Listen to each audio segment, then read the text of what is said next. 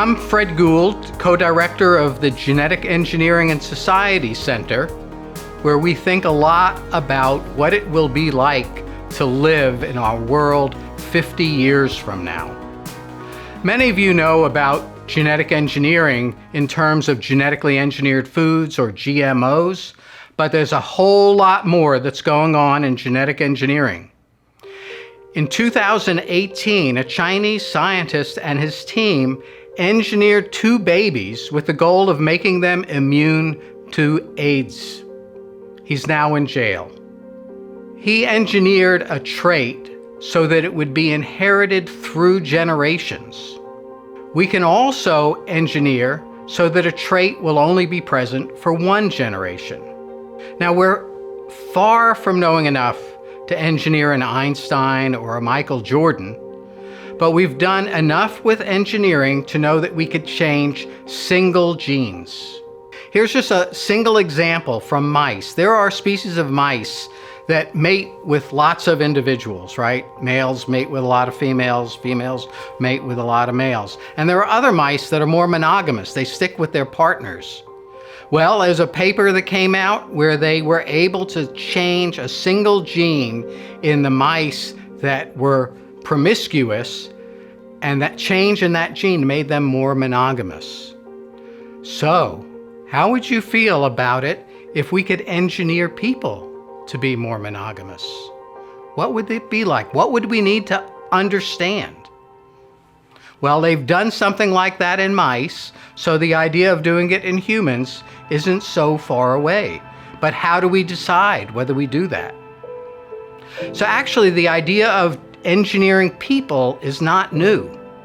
Many of the best geneticists in the 1920s and 30s set out to show that we could improve the human race. If you look at the publications that they've written, there's no doubt about it that there was racism inherent in their work. This is the first article of that journal. So in our culture, we're very attached to the idea that our world is natural, and we don't want to give that up. And genetic engineering certainly seems to be one of those things that pushes us away from natural. So, just as an example, as an NC State student, you could get an opportunity to go with a course down to the tropics and study the incredible biodiversity that's found there. One thing in the tropics is a beautiful diversity of frogs. I mean, some of them, you can even see through their skin to see their heart beating. So how would you feel if after a day studying these magnificent frogs, you went back to your bunkhouse and in the living room there you saw a special issue of Nature Friend with an article explaining that the only reason those frogs hadn't gone extinct was that they were all engineered to be resistant to a fungal disease that had been spreading, something like COVID had been. So the tropics is home to these beautiful frogs and other things, especially beautiful butterflies. But we really have few of those in the US. So why don't we enhance our natural areas? It might not be natural, but they would certainly be beautiful butterflies. What is it inside of us that responds to the need for things to be natural?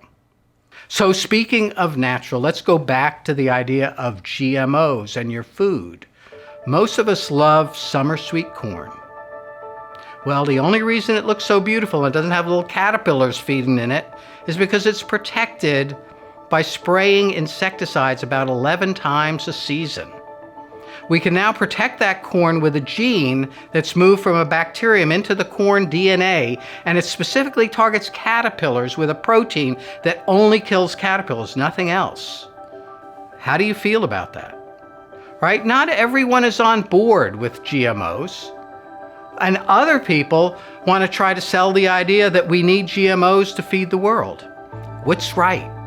Well, the Genetic Engineering and Society Center works to uphold the middle ground, to think more deeply about genetic engineering, to know what's real and what's not when you read it in a newspaper or online. So I want to just talk to you about yourselves, right? What causes you to either embrace or be repelled by something that would be genetically engineered? And you find this in the grocery store every day. Which of these would you buy? Here are Cheerios on the market shelf. One of them says no GMOs and the other doesn't say anything, and you assume it has GMOs. Which of these would you pull off the shelf and buy? Now look at this other case. Which of these two items would you buy? One is more expensive than the other. What matters to you? So I want to show you this last example here of these pork chops, right? One is more expensive than the other, and actually it's the one that's genetically engineered. Which of these would you buy? Well, let me tell you a little bit more about that pork chop.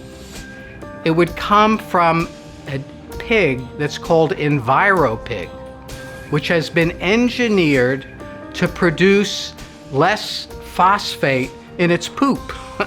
It's been engineered to be more environmentally friendly, and that's why it's called the EnviroPig. So you'd be paying a little bit more not to pollute streams and rivers. How do you feel about that? Would you pay more for that? So we get to this next point here about eating meat at all. Is there a world beyond carcass eating? And will they be genetically engineered?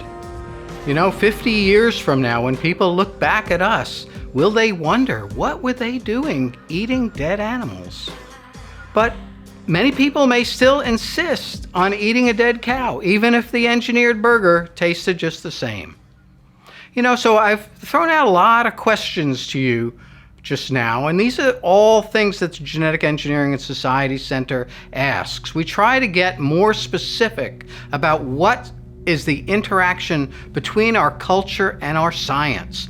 And I have to say that in the Genetic Engineering and Society Center, we have students and faculty who come from all disciplines. We have geneticists, we have social scientists who are in economics, who are in anthropology, who are in public administration and in communication. And we try to bring everyone together because these are really wicked problems, and you can't solve these with a single field. And we think that at NC State, one of the things we have to offer you as students is to bring you in on this, to have you look not just with the lens of one major, but with that interdisciplinary approach to dealing with what we really think of as wicked problems. So I just want to end by saying that join us. We have a colloquium every Tuesday at noon where we discuss these kinds of issues. And you're all welcome, and I hope to see you there. Thank you.